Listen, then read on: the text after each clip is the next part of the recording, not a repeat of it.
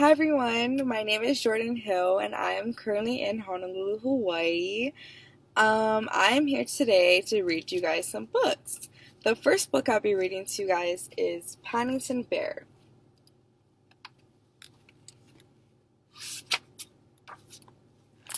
One day, Mr. and Mrs. Brown were standing in Paddington Station. They were waiting for their daughter Judy, who was coming home from school.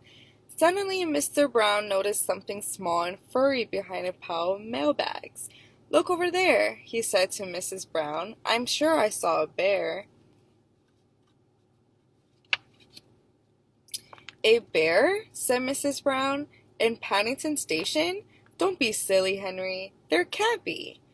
But there was. It had a funny kind of hat, and it was sitting all by itself on an old suitcase near the lost property office. As they drew near, the bear stood up and politely raised its hat. "Good afternoon," it said, in a small, clear voice. "Can I help you?" "We were wondering if we could help you," said Mrs. Brown. "Wherever have you come from?" The bear looked round carefully before replying. "Dark as Peru? I stole away and I lived on Marmalade." Mrs. Brown spied a label round the bear's neck. It said simply, "Please look after this bear. Thank you, Aunt Lucy." "Henry," she explained, we shall have to take him home with us." "But we don't even know his name," began Mr. Brown. "We'll call him Paddington," said Mrs. Brown, "because that's where we found him." Mrs. Brown went off to look for Judy, and Mr. Brown took Paddington into the cafeteria for something to eat. He left Paddington sitting at a corner table near the window. He soon returned carrying 2 steaming cups of tea and a large plate piled high with sticky cakes. After this long journey, Paddington felt so hungry and thirsty he didn't know which to do first, eat or drink. "I think I'll try both at the same time if you don't mind, Mr. Brown," he announced. And without waiting for a reply, he climbed up onto the table. Mr. Brown stared out the window, pretending he had tea with the bear at Paddington Station every day of his life. When Mrs. Brown came into the cafeteria with Judy, she threw up her hands in horror. "Henry," she said, "what are you doing to that poor bear? He's covered all over with cream and jam." At the sound of Mrs. Brown's voice, Paddington jumped so much he stepped on a patch of strawberry jam and fell over backwards into his saucer of tea. I think we'd better go before anything else happens," said Mr. Brown, and he quickly led the way out of the cafeteria.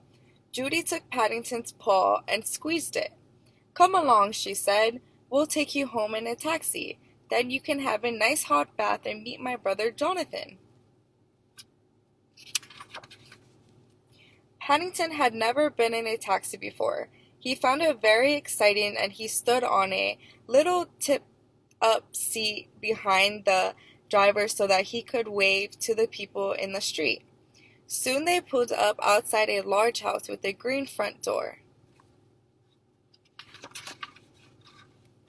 When they were indoors, Judy took Paddington up to his room to unpack.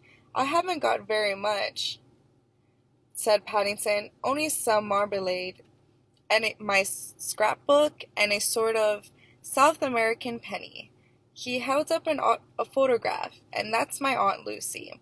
She had it taken just before she went into the home for retired bears." Next, Judy showed Paddington to the bathroom. As soon as he was on his own, he turned on the taps and then climbed onto a stool in order to look out the window.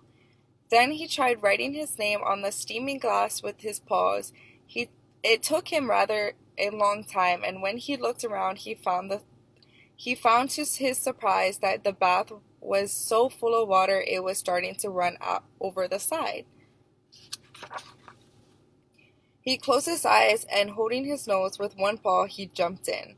The water was hot, soapy, and very deep, and to his horror he found he couldn't get out. He couldn't even see to turn the taps off. Paddington tried calling out, "Help!" at first in a quiet voice so as not to disturb anyone, and then much louder, "Help! Help!" But still nobody came.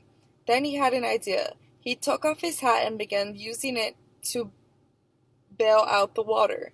Downstairs, Judy was telling her brother all about Paddington. Suddenly she felt a plop. Looking up, she saw a dark, wet patch on the ceiling. "Paddington!" she cried. "He must be in trouble! Quick!" And together they raced out of the room. Jonathan and Judy leaned over the side of the bath and lifted a dripping and very frightened Paddington on the floor. "What a mess," said Jonathan. "We'd better wipe it up pretty quickly." "Oh, Paddington," said Judy, "what a good luck we found you in time. You might have drowned." Paddington sat up. "What good luck I had my hat," he said. Some time later, a beautiful, clean Paddington came downstairs. Settling himself down in a small armchair by the fire, he put his paws between his head and scratched out his toes. It was nice being a bear, especially a bear called Paddington. He had a feeling that life with the Browns was going to be fun. The end.